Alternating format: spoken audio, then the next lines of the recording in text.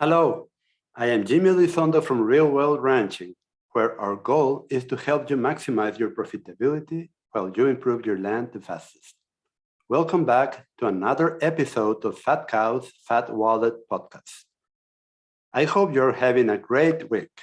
And today, I am going to talk about something that is transcendental, improving your land at a low cost with management.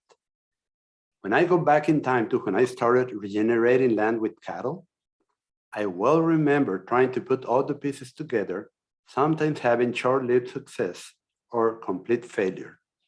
But I persevered in finding information, doing trials, and searching for the best teachers or mentors there were available.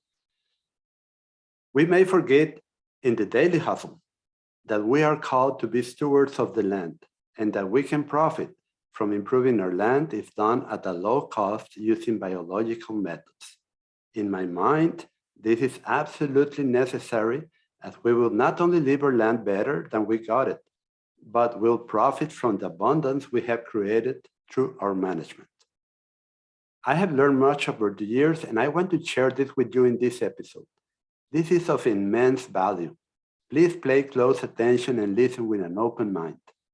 This may be different than what you have been told in the past, but I believe this will resonate and agree with your own observations in your daily life. If you know somebody that is trying to improve his land, maybe not making much progress and could benefit from hearing this, introduce them to this podcast, please. I know this can help, and I would love to help as many people as possible to regenerate their land so they can achieve bountiful production at very low cost. We have learned some important things in this podcast.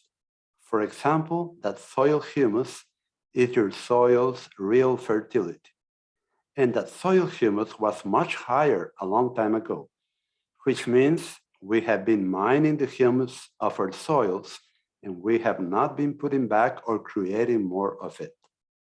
It is like if you had an investment in the bank and have been taking out the interest plus some of the capital every month. What will happen over time?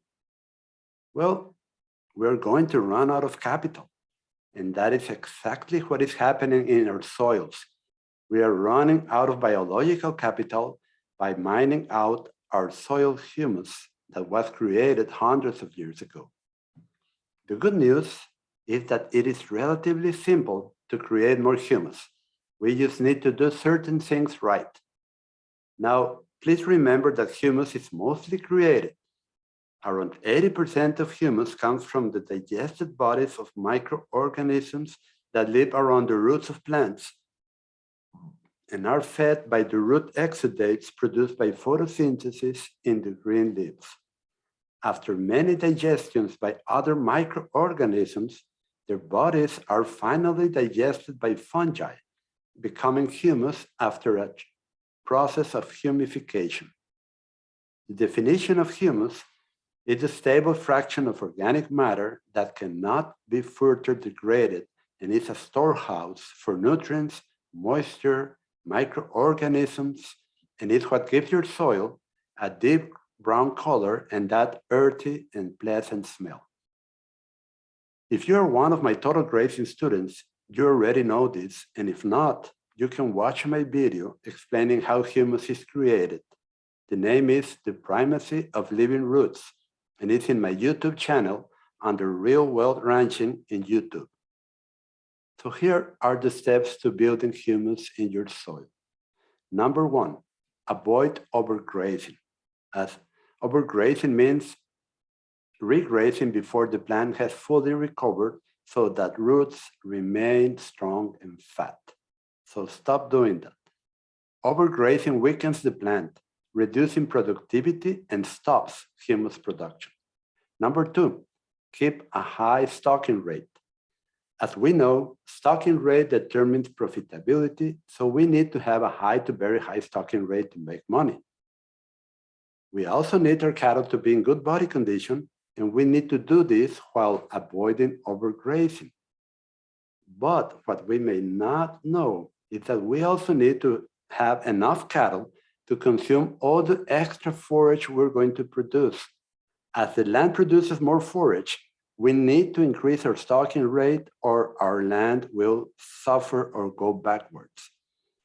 With selective grazing, this would be impossible, but with total grazing, is precisely what we achieve.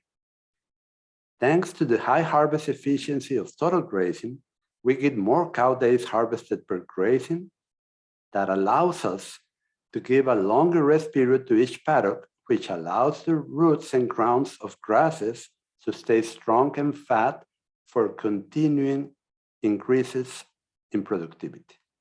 Number 3, desirable species seedlings recruitment. The more desirable species we have per square yard, the better. We want to have many green leaves per square yard of our best species. In our program of total grazing, we also defer part of the farm or ranch for later use as stockpile. When resting for stockpile, the best species seedlings can establish in these areas, which helps improve the desirable species composition. 4, creating a better solar panel. Plants convert sunlight to energy by photosynthesis carried in the green leaves, while their stems consume energy through respiring. The difference between the energy produced and the energy consumed is energy left for production, and if there is an excess, it's energy for getting fat roots. This means that the leaf-to-stem ratio is crucial to productivity and fat roots.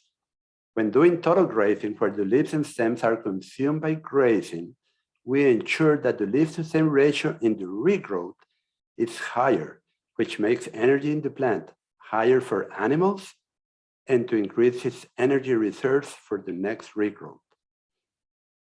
We also know that the more growing points per square yard we have, the more leaf we will produce per square yard. So this means a shorter interplant spacing. The more green leaf we have per square yard, the better the solar panel is. And the better the solar panel is, the higher the production or conversion from photosynthesis will be. Always remember, we are harvesting sunshine through photosynthesis with animals grazing correctly.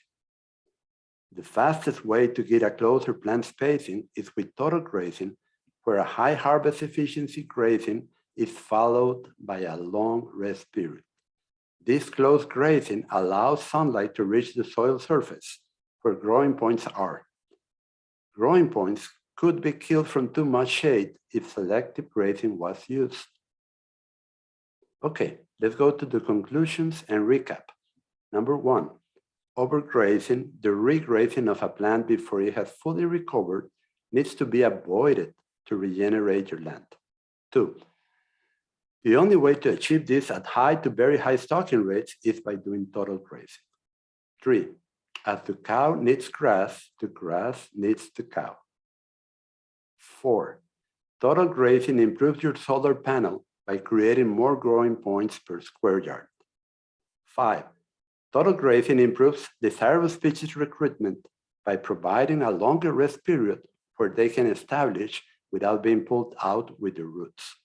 6, total grazing increases humus production the fastest by improving leaf production per square yard. The online course for total grazing will soon be open for enrollment. So if you want to be the first to know and get an exclusive offer, you can join the waitlist by visiting www.rwranching.com/waitlist. So goodbye. Make sure you subscribe to the podcast in Spotify, iTunes, or YouTube. You can also join us on the weekly email at www.rwranching.com/join. Have a great day.